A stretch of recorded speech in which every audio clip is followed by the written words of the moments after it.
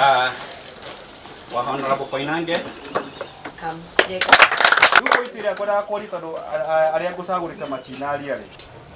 Na tumete faida todo kome organize itio no tugietha mwene wakiwa ni sawa no tuthia tu akiasu mo tondu tukiri amwe tukiri wahota kuma haha hothie Kiamba ya rugongo nitunyitaga na andu a Kianda no tukue kindu kingi andu aya itu mweshimiwa tutikorogamagĩra nĩ tondũ ũrĩa wĩ mũnene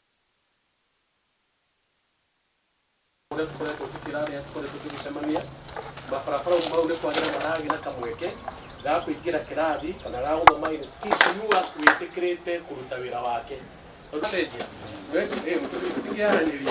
mũtũrĩre witũ nĩ wacenjia ya gwĩtua nĩ kwĩ mũndũ ũroraga ũguo kana mũndũ wa gwĩtua icio ciaku-rĩ hena kũndũ kũngĩ kũrĩa andũ angĩ makorwo macietereire tondũ nĩo marĩrĩa nĩkuo rĩrĩha nyũmba nĩho rĩthiĩ handũ hau hangĩ na wona mbeca ciaingĩha-rĩ akorwo nĩ wĩra-inĩ waku-rĩ ona andũ arĩa me macinani ona mbeca cio arĩa bũrũri ũyũ-rĩ tigũbatiĩ gũkorwo-rĩ haha andũ amwe itatigaga na nĩnyendete mwathani nĩatũmĩte gũkorwo twĩ wĩra-inĩ ũyũ wa tegithĩ nĩahotithĩtie gũkorwo na niĩ ndakenagĩra hau koguo wĩra-inĩ wa tegithĩ nĩ ũkoragwo kũingĩra ma-opportunity-inĩ maingĩ tondũ nĩwonekire na wagĩa na ihinda na ithuĩ nĩtwagũcokeria ngatho tondũ kwĩ maũndũ maingĩ yakwa ĩiyũire gĩkeno nĩkũmenya ndĩ nawe wĩ mũndũ gatagatĩ-inĩ ka maũndũ macio mothe twaria atĩ Ngai witũ. Mostly our challenges is the issue of security.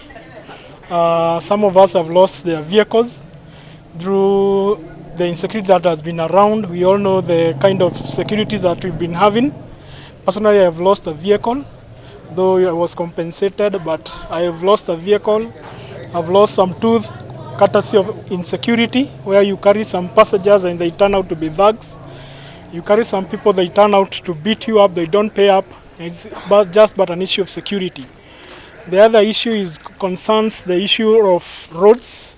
We have some pathetic roads, especially the inner roads. The other challenges that we do have comes up when you carry a passenger and that passenger cannot be able to pay you up.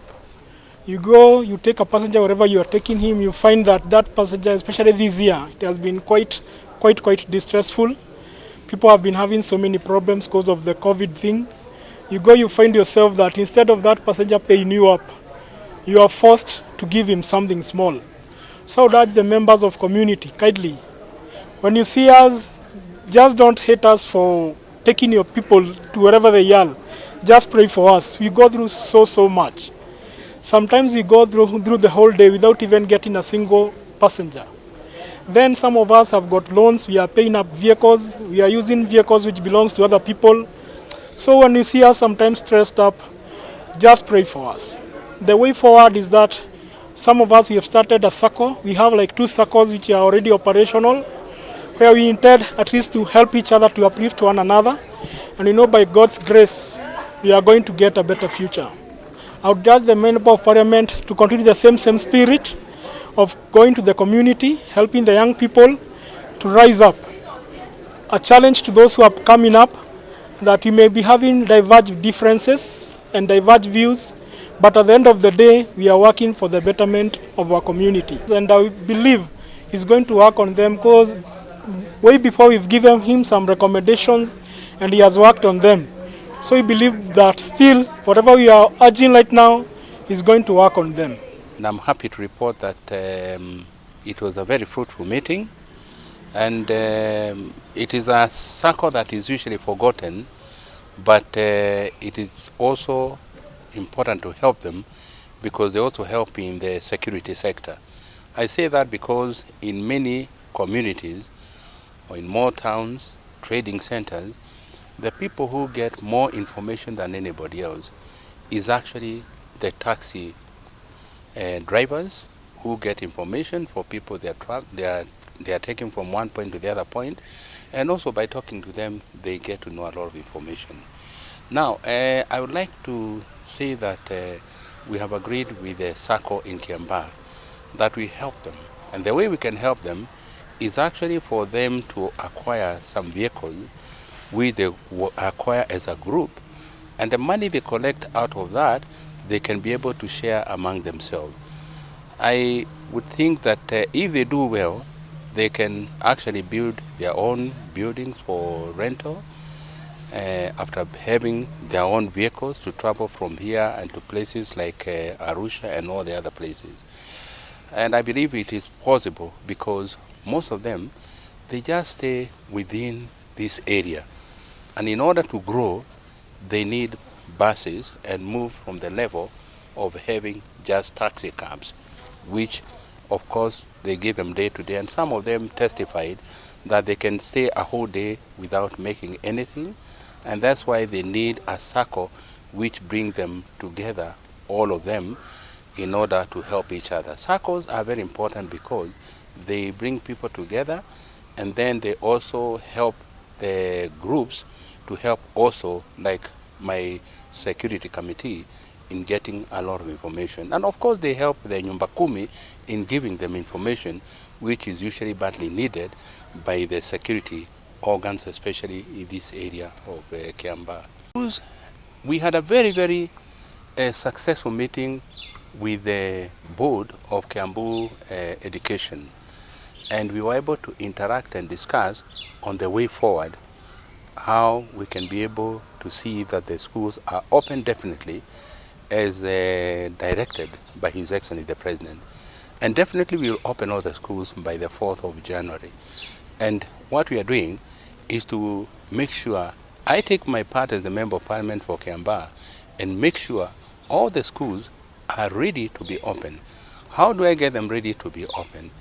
It is to follow the guidelines which have been given by the Ministry of Health to make sure the school have been fumigated and all the items required in the school, water point are available and thermoguns are available, and anything which has to do with COVID-19 awareness must be put in the school. And in that way, we can be able to do that. We have a small challenge. The challenge is the issue of social distance. Because if you count the number of students to go in each class, it will mean we have to build another class out of every class. For example, if you have 2 class 8, you have to build another 2 class 8. So you can achieve the social distance that is asked. We are still looking ways of how to go about it. And myself personally, when I see if there is cooperation among the teachers and they agree, and also the government in the Ministry of Education, I would propose that we have a scheduled or a program for classes in the morning and in the afternoon. Students can come in the class, some of them in the morning, and the other can come in the afternoon, in order to achieve the social distance that is guided by the government. Otherwise, it will be very difficult to achieve that by building those number of classes that are needed, or even to put tent will be very expensive. So the only way is to put up a new timetable, the timetable that will accommodate some students in the morning and the other student in the afternoon. Let's say from 8 o'clock until lunchtime, and then from 2 o'clock until 5 o'clock. That we can achieve. But otherwise, we cannot be able to achieve the social distance that is required by the Ministry of Health. Many private schools are finding it a very big challenge to continue having private schools. And we have seen a number of private schools have closed down.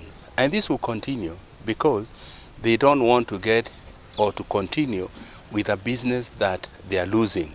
And already many of them have lost a lot of money because the schools have not been operating.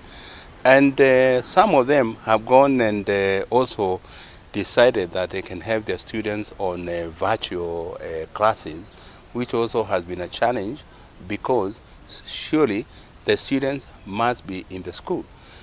I foresee that many private schools are going to close down. And what happens? Many of them have to go to the public school. And that's another double problem you're going to have on the issue of the number of classes that we need in every school. And if they close, nobody can challenge them because they cannot be able to meet the standard or the challenge that is before them. I would say that I would like every single Kenyan to take the issues or the problems that we are having as in the country together, not as alone. I know we have a problem right now with the doctors who have gone on strike, but I really want to appeal to them that all of us are going through the difficult situation in different ways. Everybody in this country, because COVID has caused all this, and I think we should now bear one another so we can be able to come out of this problem. But if we don't, we are going to go into deeper problem. For example, now, there are many people who are going to die because the doctors may refuse not to go back to work. So I really, really urge them to go back to work, because all of us have problems, not a single person. Even the president himself, he's very depressed because he can see people suffering and maybe die because they have no one to take care of them. So no a single person in this country who is not going through this very, very difficult time. So please, doctors who have gone on strike and nurses, go back to your work and speak with each other, with the Council of Governors or of the people who have employed you, and I think that is the way to go. Let's talk to each other and find a way. This year, it has been a very difficult year. But even though every end of the year we go for Christmas, and I would like to wish every Kenyan a very happy Christmas, and I pray for a very, very happy New Year for every Kenyan, because this year we wanted to pass away like yesterday so we can enter into the year 2021.